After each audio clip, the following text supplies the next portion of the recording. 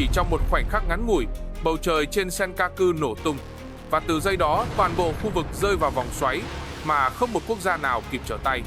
Thưa quý vị khán giả, những gì quý vị sắp nghe không chỉ là một cuộc giao tranh, đây là bức màn tối của một kế hoạch công nghệ cao, được giấu kín đến mức chỉ cần chậm vài phút, Nhật Bản, Mỹ và cả Việt Nam có thể bị kéo vào một cơn bão chiến lược chưa từng có. Trong video hôm nay, chúng ta sẽ đi xuyên qua lớp sương mù đó. Từng tàu chiến xuất hiện như bóng ma, từng chiếc tiêm kích lao xuống trong tiếng động cơ cháy bỏng, và từng thiết bị gây nhiễu bí mật có thể định đoạt cục diện toàn khu vực. Nếu quý vị xem đến cuối, mọi mảnh ghép sẽ hiện rõ, như nhìn thấy con dao giấu sau lớp áo khoác của đối phương.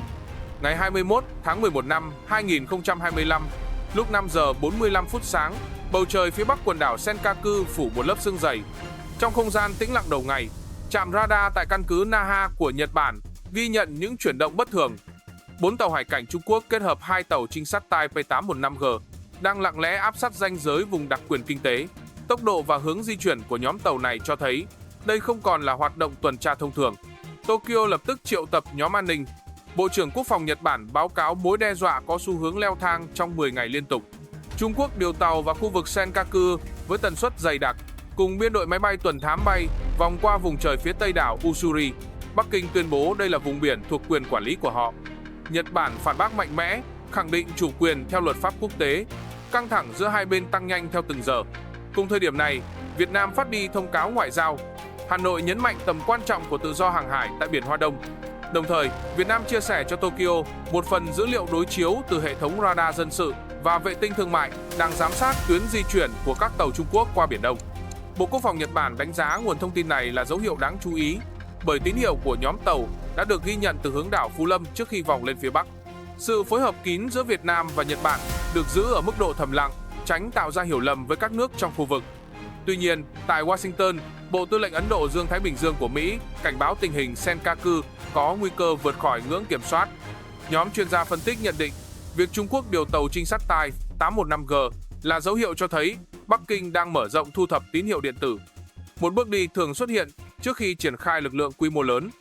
Đến 6 giờ 10 phút sáng, Nhật Bản phát hiện thêm 2 máy bay cảnh báo sớm KJ-600 đang hoạt động ở độ cao trung bình phía đông đảo Ishigaki. Việc tăng cường đồng thời lực lượng mặt biển và trên không khiến giới quan sát quốc tế đặt câu hỏi về mục tiêu thực sự của Trung Quốc. Không khí tại Tokyo trở nên nặng nề. Đây không còn là tranh cãi ngoại giao đơn thuần. Những dữ kiện nối tiếp nhau trong vòng 30 phút cho thấy một vòng xoáy nguy hiểm đang hình thành. Một vòng xoáy có thể kéo khu vực rơi vào tình trạng đối đầu mà không quốc gia nào mong muốn. Lúc 7 giờ sáng, ngay khi Trung tâm Chỉ huy Nhật Bản bắt đầu phân tích các hình ảnh radar đầu ngày, một loạt tín hiệu bất thường xuất hiện trên màn hình điều khiển. Đường quét tần số băng S vốn ổn định bỗng dao động nhẹ, biên độ nhiễu tăng lên từng giây. Các kỹ thuật viên nhận thấy nhiều dải sóng bị che khuất, bị kéo lệch khỏi vị trí thật khoảng 1,2 độ. Sai số nhỏ nhưng đủ để làm mở ranh giới giữa mục tiêu thật và mục tiêu giả. Bộ phận chuyên trách tác chiến điện tử của Nhật nhận định nguồn gốc gây nhiễu xuất phát từ hướng đông nam chuỗi đảo Senkaku. Đó là vị trí phù hợp để triển khai hệ thống KZ-920, một loại thiết bị gây nhiễu đa tần do Trung Quốc phát triển. Hệ thống này có khả năng phát xung chủ động ở nhiều dải tần. Khi hoạt động, nó tạo lớp màn tín hiệu dày, khiến đối phương khó xác định số lượng tàu và máy bay đang di chuyển dưới lớp nhiễu. Biên đội trinh sát Nhật Bản báo cáo vừa mất liên lạc ngắn với một máy bay tuần thám P1. Thời gian mất liên lạc kéo dài 38 giây. Sau đó tín hiệu trở lại nhưng bị kéo giật từng nhịp. Đây là dấu hiệu cho thấy máy bay đang đi vào vùng phủ của thiết bị gây nhiễu công suất lớn. Ngay sau đó, các đài quan trắc tại tỉnh Kagoshima ghi nhận 7 mục tiêu lạ xuất hiện rồi biến mất trong vòng 2 phút. Phân tích ban đầu cho thấy đây có thể là đội hình máy bay J-16 của Trung Quốc. Tuy nhiên, tốc độ biến đổi của tín hiệu quá nhanh khiến trung tâm không thể xác nhận chính xác số lượng. Việt Nam, thông qua kênh liên lạc phòng vệ khu vực, gửi cảnh báo đến Tokyo. Hệ thống radar bờ biển của Việt Nam ghi nhận những xung nhiễu tương tự từng xuất hiện ở Biển Đông cách đây 4 tháng. Giải xung có biên độ gần trùng với mẫu gây nhiễu của hệ thống KZ-920. Thông tin này khiến các chuyên gia Nhật thêm lo ngại về khả năng Trung Quốc đang phối hợp nhiều tổ hợp gây nhiễu cùng lúc. Một sự chuẩn bị thường thấy trong các chiến dịch quy mô lớn. Đến 7 giờ 30 phút, Nhật Bản ghi nhận đường quét radar tầng cao bị tách làm 2 dải. Hiện tượng này thường xảy ra khi có tín hiệu phản xạ nhân tạo, nghĩa là có một thiết bị đang tạo mục tiêu ảo nhằm đánh lừa hệ thống cảnh giới. Các bản đồ điện tử hiển thị nhiều điểm sáng liên tục nhấp nháy rồi biến mất. Không khí trong phòng chỉ huy trở nên nặng nề. Những con số không còn đáng tin khiến mọi dự đoán trở nên mong manh. Cảm giác nguy hiểm lan dần. Một lớp màn vô hình đang che phủ quần đảo Senkaku. Nó báo hiệu rằng những chuyển động ở phía sau lớp sương dày kia không đơn giản là hoạt động tuần tra.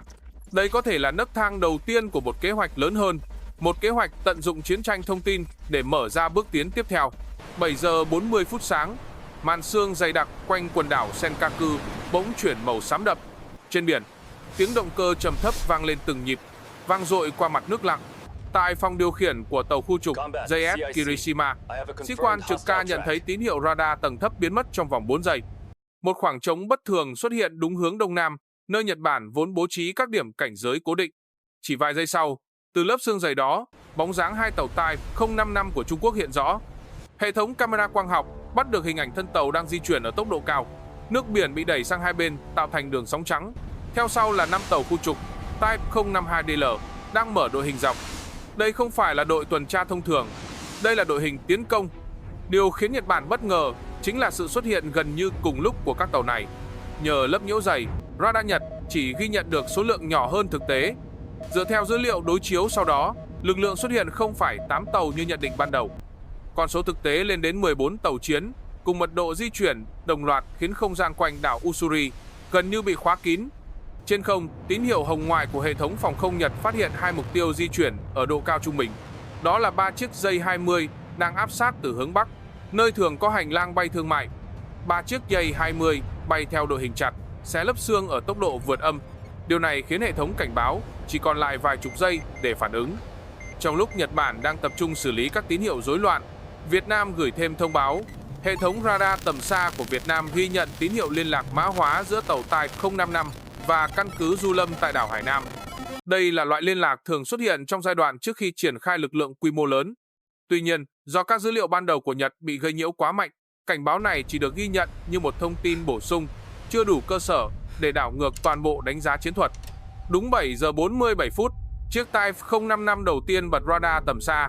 Từng chùm sóng điện từ quét qua khiến nhiều thiết bị Nhật bị chập chờn. Một số trạm cảnh giới ghi nhận tình trạng mất mục tiêu liên tục. Các tàu Trung Quốc đã áp sát đến khoảng cách nguy hiểm. Không khí khẩn cấp lan ra mọi bộ phận của lực lượng phòng vệ. Những chuyển động từ sau lớp sương không còn là tín hiệu mơ hồ. Đây là đòn đánh úp có chủ ý, được chuẩn bị bằng lớp gây nhiễu tinh vi và đội hình tấn công quy mô lớn. Lúc 7 giờ 50 phút sáng, bầu trời phía trên đảo Usuri bắt đầu rung chuyển. Tàu khu trục JS Kirishima phát cảnh báo cấp độ cao. Từ hướng đông nam, một vệt sáng dài lao đến với tốc độ cực lớn. Hệ thống phòng thủ của Nhật chỉ kịp phát tín hiệu trong tích tắc. Tên lửa siêu thanh IJ-21 của Trung Quốc xuyên qua lớp mây mỏng, đánh thẳng vào khoang giữa của tàu hộ vệ JS Atago. Vụ nổ mạnh khiến cột lửa bốc cao hàng chục mét, hát ánh sáng đỏ lên mặt biển còn đầy sương. Thân tàu rung lên từng đợt, chuông báo động vang khắp khoang, tiếng kim loại va đập liên tục. Nhiều thủy thủ bị hất văng khỏi vị trí, cố gắng bám vào lan can nóng rực. Trên không, phi đội F-15J từ căn cứ Naha nhận lệnh xuất kích khẩn cấp. 3 chiếc F-15J lao vào vùng giao chiến, cố thiết lập lại hành lang không phận để bảo vệ đảo Usuri. Tuy nhiên, lực lượng Trung Quốc đã chiếm ưu thế từ trước. 2 chiếc J-16 dùng tên lửa không đối không PL-15 khóa mục tiêu. Chỉ vài giây sau, một chiếc F-15J biến thành quầng sáng đỏ giữa không trung. Phi công không kịp thoát ra, đám mảnh vỡ rơi xuống mặt biển, tạo thành chuỗi bọt trắng kéo dài. Ở tầng bay thấp hơn, chiếc F-15J còn lại cố gắng chống trả. Phi công hét lớn trong buồng lái khi cảm biến phát cảnh báo liên tục. Anh xoay gấp hướng, cố kéo máy bay ra khỏi tầm bắn. Nhưng một quả PL-15 thứ hai lao đến từ phía sau. Cú va chạm tạo ra tiếng nổ vang xa. Chiếc tiêm kích mất lực nâng, bốc cháy rồi rơi xuống phía tây đảo Usuri. Dưới mặt biển, tàu đổ bộ Type 071 của Trung Quốc mở cửa khoang. Lực lượng đặc nhiệm mang theo vũ khí nhẹ, áo chống đạn, tiến về bãi đá phía đông. Biển động nhẹ, sóng đánh vào mạn tàu từng đợt. Đặc nhiệm nhảy xuống các xuồng cao tốc, di chuyển nhanh về phía bờ. Lính Nhật phòng thủ trên đảo chỉ kịp kích hoạt hệ thống liên lạc khẩn. Tiếng trả lời vang lên yếu ớt do nhiễu điện tử. Tín hiệu liên lạc bị đẩy lùi từng đoạn, khiến các đơn vị trên đảo gần như bị cô lập. Việt Nam thông qua mạng kết nối khu vực gửi thêm dữ liệu cảnh báo. Radar bờ biển của Việt Nam ghi nhận 3 tàu tiếp tế Trung Quốc vừa rời đảo Hải Nam trước thời điểm giao chiến khoảng 2 giờ. Dữ liệu này cho thấy chiến dịch của Trung Quốc không phải phản ứng tức thời, mà đã được lập kế hoạch kỹ lưỡng. Tuy nhiên, thông tin đến quá muộn. Lực lượng Nhật trên đảo không còn đủ thời gian để tổ chức lại phòng tuyến. Lúc 8 giờ sáng, đặc nhiệm Trung Quốc đặt chân lên khu vực đá lởm chởm phía đông đảo Usuri.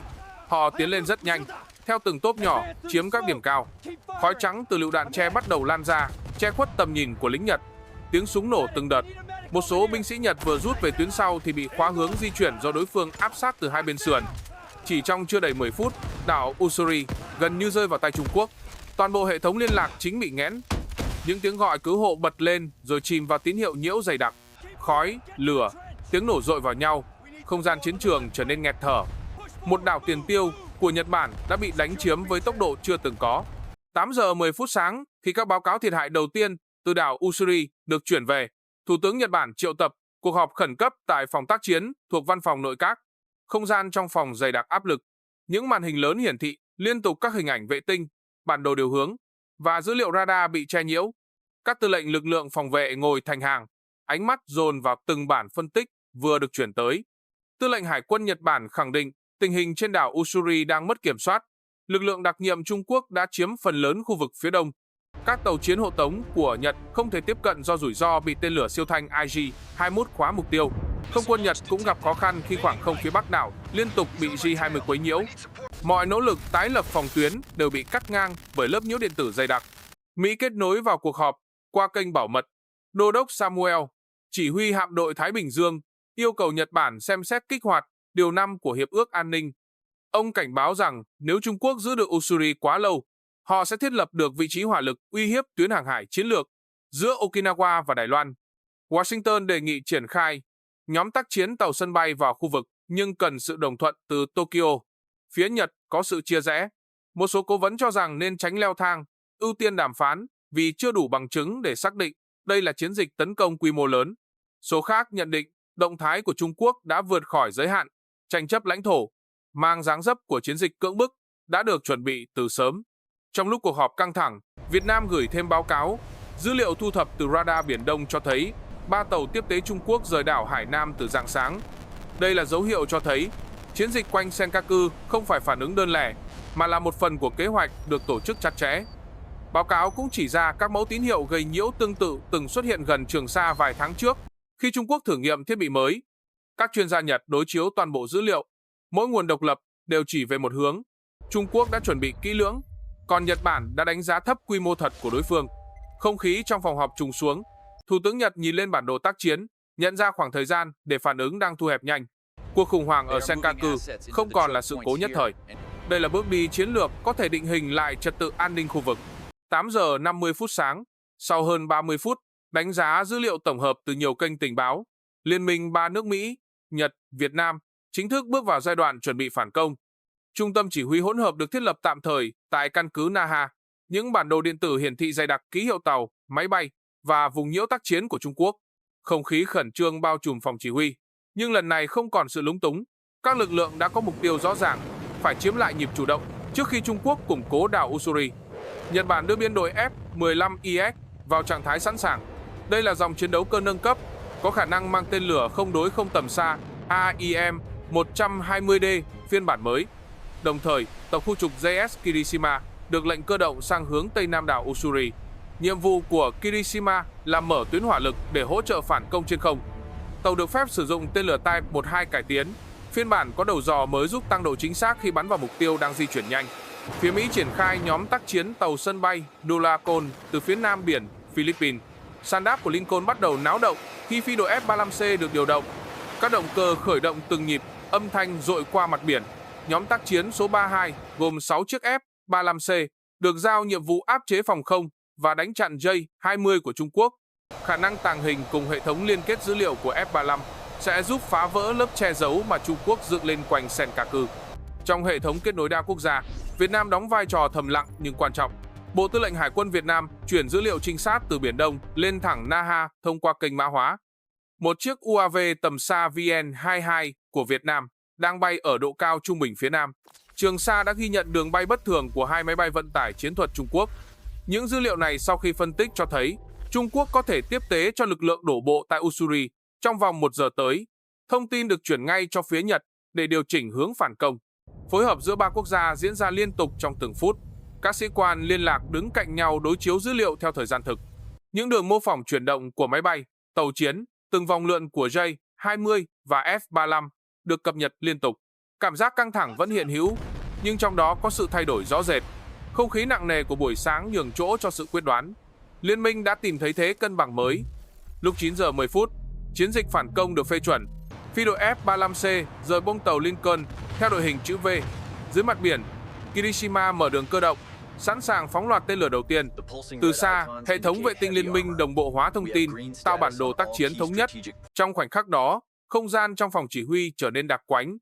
Cả ba quốc gia cùng hướng đến một mục tiêu chung, lấy lại đảo Usuri, giành lại thế chủ động và chặn đứng nguy cơ lan rộng của một cuộc khủng hoảng chưa từng có tại Hoa Đông. 9 giờ 20 phút sáng, bầu trời phía tây nam đảo Usuri bất ngờ lóe lên những dải sáng dài. Phi đội F-35C của Mỹ vừa vượt qua lớp mây thấp, mở đội hình tấn công. Hệ thống radar mảng pha trên từng chiếc F-35 quét rộng cả khu vực, liên tục gửi dữ liệu về trung tâm chỉ huy. Những chấm đỏ tượng trưng cho mục tiêu của Trung Quốc bắt đầu xuất hiện dày đặc trên màn hình. Không gian chiến đấu được hình thành chỉ trong vài giây. Từ hướng đông, 3 chiếc J-20 của Trung Quốc mở khóa radar chủ động, quét thẳng vào đội hình F-35 đang áp sát. J-20 tăng tốc, lướt qua lớp không khí lạnh, để lại vệt hơi nước kéo dài sau thân máy bay. Tín hiệu cảnh báo vang lên trong khoang lái của F-35. Phi công Mỹ hạ thấp độ cao, đổi hướng gấp, chuẩn bị cho cuộc chạm trán trực diện. Ngay khi hai phía tiến vào phạm vi hỏa lực, F-35 phóng loạt tên lửa không đối không AIM-120D phiên bản mới. Những dải khói trắng rẽ đôi bầu trời, lao thẳng về phía đội hình J-20. Trung Quốc đáp trả. 3 quả đạn PL-15 được phóng cùng lúc. Âm thanh từ động cơ phản lực và tiếng xé gió của tên lửa hòa thành một lớp âm thanh nặng, dội vào nhau như những nhát búa. Một chiếc J-20 lọt vào tầm ngắm của AIM-120D, quả đạn lao đến, phát nổ cách thân máy bay chỉ vài mét. Cú nổ xé toạc lớp xương quanh đó, đẩy chiếc J-20 vào vòng xoáy lửa. Phi công cố gắng kéo cần lái nhưng không thể thoát khỏi lực xoay mạnh. Máy bay rơi xuống mặt biển, để lại cột khói đen cuộn lên giữa không trung. Ở hướng ngược lại, một chiếc F-35 bị PL-15 khóa mục tiêu. Phi công kích hoạt mồi bẫy nhiệt, tách khỏi đường bay cũ. Hai mồi bẫy tạo luồng sáng trắng rực rỡ, đánh lừa đầu giò tên lửa. PL-15 chuyển hướng, nổ sớm hơn dự kiến. Chiếc F-35 thoát nạn trong gang tấc, nhưng lớp khói từ vụ nổ vừa tạo ra đã che khuất tầm nhìn của phi công trong vài giây ngắn ngủi. Phía Nhật Bản, phi đội F-15EX được triển khai để hỗ trợ mặt trận phía Bắc. Từng chiếc F-15EX đẩy lực, tiến vào giao chiến. Radar mảng pha trên F-15EX giúp phát hiện J-16 đang áp sát từ độ cao thấp. Nhật lập tức phóng 2 quả tên lửa tầm xa. J-16 tránh được một quả, nhưng không tránh được quả thứ hai đang lao đến từ góc hẹp. Vụ nổ tạo thành đốm sáng mạnh, lan ra thành vùng khói lớn. Cùng lúc đó, tàu khu trục JS Kirishima từ dưới mặt biển đóng vai trò yểm trợ. Hệ thống cảnh báo sớm của tàu phát hiện J-20 đang hạ thấp độ cao, cố lén vòng ra phía sau đội hình liên minh. Kirishima phóng 2 quả tên lửa phòng không tầm xa. Một quả đánh trúng mục tiêu, tạo ra quầng lửa đỏ cam giữa tầng không. Quả còn lại bám theo mục tiêu thứ hai, buộc J-20 phải tách đội hình. Toàn bộ khu vực phía tây nam Senkaku trở thành vùng giao chiến dày đặc, tiếng động cơ, lửa và các vệt sáng kéo dài. Mỗi phút trôi qua đều chứa đầy nguy cơ. Nhưng càng lúc, đội hình liên minh càng giữ vững thế áp đảo.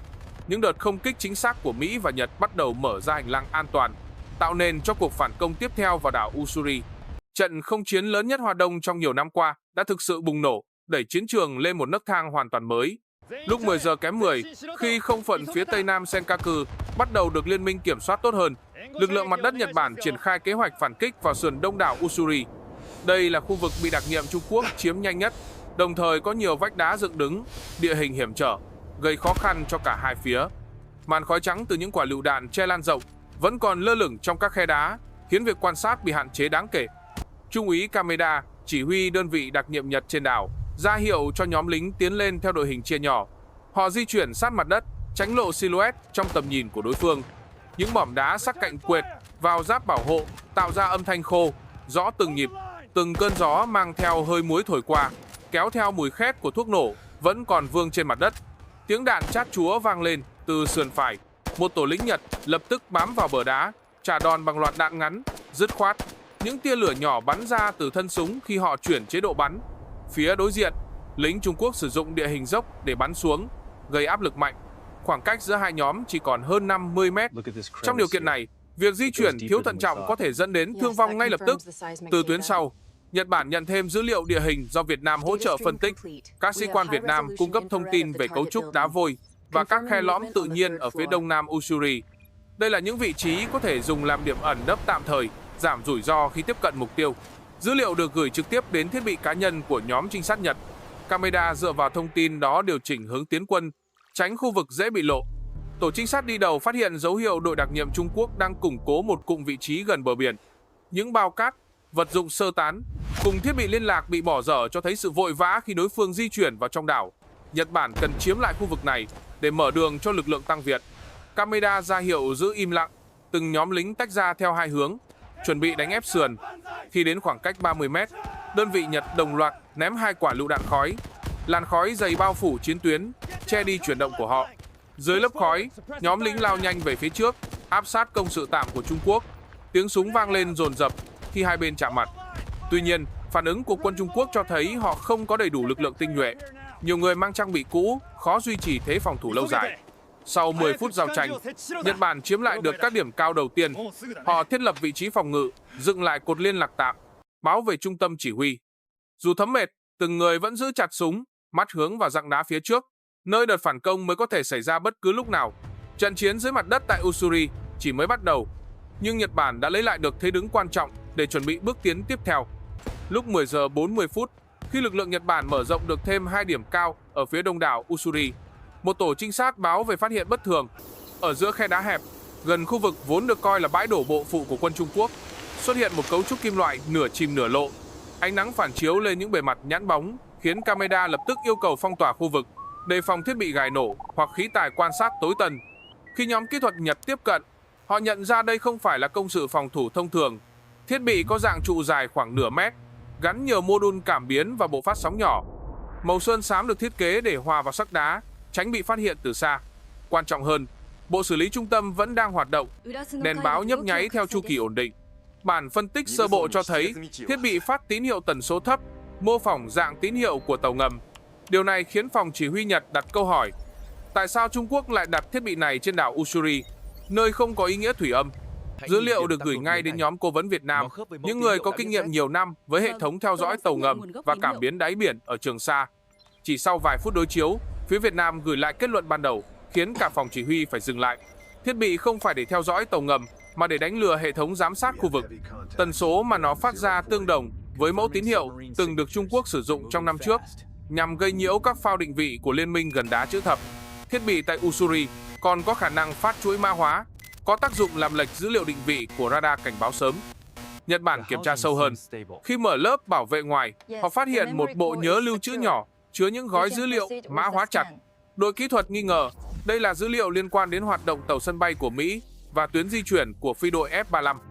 Nếu thông tin này bị truyền về đất liền liên tục, Trung Quốc có thể dự đoán tuyến tiếp cận của Liên minh, thậm chí khóa mục tiêu từ sớm bằng tên lửa tầm xa.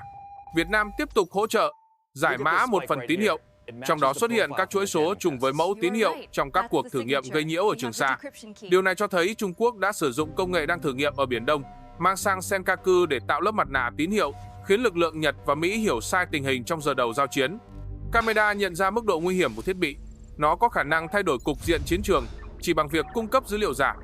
Nếu không bị phát hiện, toàn bộ tuyến theo dõi tàu ngầm, máy bay cảnh báo và hệ thống dẫn đường của Liên minh có thể bị đánh lừa. Điều đáng sợ hơn là thiết bị nằm trong vị trí chiến lược, nghĩa là Trung Quốc đặt nó từ trước khi đổ bộ. Họ chuẩn bị kỹ lưỡng hơn những gì Nhật Bản dự đoán. Từ phòng chỉ huy, bản đồ chiến thuật vừa được cập nhật. Tất cả lấy một nét màu đỏ đánh dấu vị trí thiết bị lạ. Không khí trong phòng trùng xuống. Đây không chỉ là trận chiếm đảo, đây là chiến dịch công nghệ cao, nơi một thiết bị nhỏ có thể xoay chuyển toàn bộ cục diện. Nhờ sự phân tích kịp thời của Việt Nam, Nhật Bản vừa tránh được một chiếc bẫy nguy hiểm hơn nhiều so với cuộc tấn công trên mặt đất. 11 giờ trưa, khi báo cáo về thiết bị lạ được gửi đầy đủ lên hệ thống, Thủ tướng Nhật Bản triệu tập cuộc họp thứ 2 trong ngày. Không khí trong phòng tình huống trở nên nặng hơn hẳn so với buổi sáng. Những gương mặt căng thẳng, ánh mắt dồn vào màn hình, hiển thị bản phân tích kỹ thuật vừa được chuyên gia Nhật và Việt Nam phối hợp hoàn tất. Tư lệnh lực lượng phòng vệ trên không trình bày đầu tiên. Ông khẳng định thiết bị Trung Quốc đặt tại Ussuri không chỉ là cảm biến thụ động. Dữ liệu giải mã ban đầu cho thấy nó có khả năng thao túng tín hiệu radar tầng thấp, khiến các phi đội F-35 và F-15EX của Nhật phản ứng chậm trong giai đoạn giao chiến đầu. Nếu thiết bị tiếp tục phát sóng, Liên minh sẽ gặp nguy hiểm khi triển khai các đòn phản công quy mô lớn. Một cố vấn an ninh quốc gia đứng lên phản đối biện pháp quân sự toàn diện. Ông lo ngại viễn cảnh Nhật Bản phá hủy toàn bộ hệ thống thiết bị bằng hỏa lực mạnh sẽ gây thiệt hại cho khu vực xung quanh. Điều này có thể khiến Trung Quốc lấy cớ mở rộng giao tranh. Bên cạnh đó, Mỹ đang theo sát từng hành động. Một bước đi vội vàng rất dễ làm đổ vỡ cân bằng ngoại giao mà Tokyo đang cố giữ. Tuy nhiên, đại diện Bộ Ngoại giao lại cho rằng nếu Nhật do dự trong giờ phút này, Trung Quốc sẽ tiếp tục xây dựng mạng lưới thiết bị ngay trên đảo. Khi đó, việc tái chiếm Usuri sẽ khó hơn nhiều lần. Bà nhắc lại rằng báo cáo từ Việt Nam cho thấy công nghệ gây nhiễu này từng được thử nghiệm ở Biển Đông, nghĩa là Bắc Kinh đã tính toán từ trước. Nhật Bản không thể chần chừ khi đối phương đang có lợi thế kỹ thuật rõ rệt. Trong góc phòng, đại diện Hải quân nêu lựa chọn cuối cùng, đó là phá hủy thiết bị bằng đơn vị đặc nhiệm trên đảo, kết hợp dùng thuốc nổ liều nhỏ. Cách này hạn chế rủi ro lan rộng, nhưng yêu cầu lực lượng tại chỗ phải đối mặt trực tiếp với đặc nhiệm Trung Quốc. Rủi ro thương vong cao, nhưng hiệu quả chiến thuật mạnh. Một khi thiết bị bị vô hiệu hóa, toàn bộ hệ thống cảm biến của liên minh sẽ hồi phục trong vài giờ. Thủ tướng Nhật Bản lắng nghe từng lập luận, ánh mắt trầm xuống trước bản đồ đỏ đặc các ký hiệu. Cuộc khủng hoảng tại Senkaku đã vượt khỏi khuôn khổ một cuộc giao tranh thông thường. Đây là trận thử sức giữa công nghệ, chiến lược và uy tín quốc gia. Trong vài phút ngắn ngủi, bà phải đưa ra quyết định ảnh hưởng trực tiếp đến hướng đi của cả khu vực. Không khí trong phòng như chững lại. Mọi người đều biết, chỉ một mệnh lệnh sai lầm cũng có thể làm thay đổi cục diện của toàn chiến dịch. Lúc 11 giờ 40 phút, ngay sau khi Thủ tướng Nhật Bản phê chuẩn phương án phá hủy thiết bị lạ, lệnh triển khai được gửi xuống đảo Usuri. Một đội hỗn hợp 3 quốc gia nhanh chóng được thành lập. Nòng cốt là đặc nhiệm Nhật Bản, phối hợp cùng 2 chuyên gia tác chiến điện tử của Mỹ và một sĩ quan kỹ thuật Việt Nam, giàu kinh nghiệm trong xử lý thiết bị gây nhiễu ở Biển Đông. Họ mang trên vai nhiệm vụ nặng nề, phải vô hiệu hóa mạng lưới thiết bị trước khi Trung Quốc mở thêm đợt phản kích. Trung úy Kameda được chỉ định làm chỉ huy tại chỗ. Anh kiểm tra lại bản đồ địa hình, nơi ký hiệu màu đỏ đánh dấu cùng thiết bị đang phát sóng. Gió trên đảo thổi mạnh hơn, kéo theo lớp bụi đá bám lên giáp bảo hộ. Không ai nói gì trong vài giây ngắn ngủi. Tất cả đều hiểu, chỉ một sơ suất nhỏ có thể khiến cả đội phải trả giá. Đường tiếp cận vào khu vực cài thiết bị đầy nguy hiểm, những khe đá sắc, bờ dốc gãy khúc và khoảng trống không che chắn, khiến đơn vị dễ lọt vào tầm quan sát của quân Trung Quốc. Kameda ra hiệu tiến lên theo đội hình phân tán. Đặc nhiệm Nhật bám sát hai bên, trong khi kỹ thuật viên Mỹ và Việt Nam đi ở giữa, mang theo hộp dụng cụ phá tín hiệu và lượng chất nổ vừa đủ để phá hủy toàn bộ hệ thống. Khi đội tiến tới gần khu vực mục tiêu, tiếng động cơ từ phía bắc vang lên từng nhịp. Báo hiệu J-20 của Trung Quốc đang hoạt động trở lại. Cảm giác căng thẳng dâng lên. Một quả pháo sáng từ phía đối phương được bắn lên, ánh sáng rọi xuống, làm hiện rõ bóng người trên mặt đá. Kameda lập tức ra lệnh tản ra, nấp vào các hốc đá tự nhiên. Tiếng súng từ xa vang lên từng hồi. Dù đối phương chưa áp sát, nhưng thời gian dành cho đội đang nhanh chóng thu hẹp. Kỹ thuật viên Việt Nam kiểm tra lại tín hiệu lần cuối, xác nhận thiết bị đang trong chu kỳ truyền mạnh nhất. Đây là thời điểm lý tưởng để phá hủy. Cả đội tranh thủ tiến lên, vượt qua khoảng trống cuối cùng, tiếp cận được cửa hầm đá, nơi Trung Quốc đặt trụ phát tín hiệu. Bên trong hầm, ánh đèn báo nhấp nháy đều đặn. Một không gian tĩnh lặng đến lạ lùng, trái ngược với âm thanh chiến trường phía ngoài. Kameda ra hiệu khóa chốt cửa đá. Kỹ thuật viên Mỹ đặt chất nổ theo cấu trúc hình vòng, đảm bảo khi kích hoạt sẽ phá hủy toàn bộ lõi xử lý. Người Việt Nam xác nhận góc đặt không gây lan nổ sang khu vực đá yếu phía sau. Mỗi người một nhiệm vụ, không ai để lỡ dù chỉ một giây. Khi đồng hồ đếm lùi được kích hoạt, đội nhanh chóng rút ra khỏi hầm theo đường ngách nhỏ. Tiếng nổ vang lên vài phút sau đó, chấn động cả sườn đông đảo Usuri. Một cột khói bụi bốc lên cao, báo hiệu thiết bị đã bị phá hủy hoàn toàn. Kameda nhìn về phía đỉnh đá, nơi cột khói đang tan dần. Anh biết đây chỉ là một bước trong cuộc chiến còn kéo dài. Nhưng tối nay, Liên minh đã giành lại được quyền chủ động cho toàn chiến dịch. Một nhiệm vụ khó khăn, nhưng không ai lùi bước. 13 giờ chiều, khi khói bụi từ vụ phá hủy thiết bị trên đảo Usuri bắt đầu tan, các trung tâm phân tích chiến lược tại Tokyo, Washington, Hà Nội và Manila đồng loạt cập nhật đánh giá mới. Việc Trung Quốc triển khai công nghệ gây nhiễu tinh vi, kết hợp tấn công quân sự và thao túng tín hiệu, cho thấy đây không còn là xung đột tranh chấp thông thường. Chiến dịch tại Senkaku mang đầy đủ dấu hiệu của một bước thử sức nhằm đánh giá khả năng phản ứng của liên minh trong tình huống bất ngờ. Giới phân tích Nhật Bản thừa nhận nếu không phát hiện thiết bị sớm, toàn bộ mạng lưới cảnh báo sớm ở phía Nam Nhật có thể rơi vào trạng thái mất ổn định. Điều này tạo ra lỗ hổng cho các hoạt động quân sự lớn hơn ở Hoa Đông, thậm chí kéo theo rủi ro lan sang Đài Loan. Quyết định của liên minh khi phối hợp 3 tầng lực lượng gồm không quân, hải quân và trinh sát kỹ thuật đã kịp ngăn cuộc khủng hoảng chuyển sang mức nguy hiểm hơn. Tại Mỹ, Bộ Quốc phòng đánh giá trận không chiến sáng nay là dấu hiệu cảnh báo. Các nhóm tác chiến tàu sân bay sẽ phải rà soát toàn bộ quy trình, nhất là trong bối cảnh công nghệ gây nhiễu đang trở thành trọng tâm của chiến trường hiện đại. Việc Trung Quốc thử nghiệm thiết bị mới ngay trên đảo tranh chấp cũng cho thấy họ muốn mở rộng phạm vi thử nghiệm công nghệ ra ngoài Biển Đông, chuyển hướng lên thẳng tuyến chiến lược Nhật, Đài. Việt Nam được nhắc đến trong nhiều bản báo cáo nội bộ nhờ vai trò phân tích tín hiệu và giải mã dữ liệu gây nhiễu. Nhiều chuyên gia quốc tế nhận định kinh nghiệm đối phó với các thiết bị tương tự tại Trường Sa giúp Việt Nam đóng góp hiệu quả trong suốt quá trình. Đây là bước củng cố hình ảnh Việt Nam như một đối tác kỹ thuật đáng tin cậy trong cấu trúc an ninh khu vực. Philippines cũng bày tỏ quan ngại các điểm nóng quanh bãi Cỏ Rông và Đá Vành Khăn có thể chịu ảnh hưởng khi Trung Quốc chứng minh khả năng triển khai thiết bị gây nhiễu từ xa. Manila đề xuất mở rộng chia sẻ dữ liệu ba bên Nhật, Mỹ, Việt Nam để tạo tuyến phòng thủ chung. Bầu không khí chính trị khu vực trở nên nhạy cảm hơn. Nhật Bản đang chuẩn bị các bước ngoại giao mạnh hơn, trong khi Mỹ theo dõi sát động thái của hạm đội Trung Quốc đang rút về hướng Đông Nam. Chiến sự tại Senkaku vẫn chưa kết thúc, nhưng cục diện địa chính trị đã thay đổi rõ rệt. Một chương mới đang mở ra tại Hoa Đông, nơi sự chủ động và cảnh giác sẽ quyết định an ninh của toàn khu vực. Thưa quý vị khán giả, đến đây chúng ta đã cùng nhau đi qua toàn bộ diễn biến căng thẳng tại Senkaku. Một cuộc khủng hoảng không chỉ nằm ở tiếng súng hay những con số thiệt hại, mà còn nằm ở trí tuệ, sự tỉnh táo và khả năng phối hợp của nhiều quốc gia trong khu vực. Từng quyết định, từng phút chậm trễ hay chính xác đều có thể thay đổi vận mệnh của cả một chiến dịch.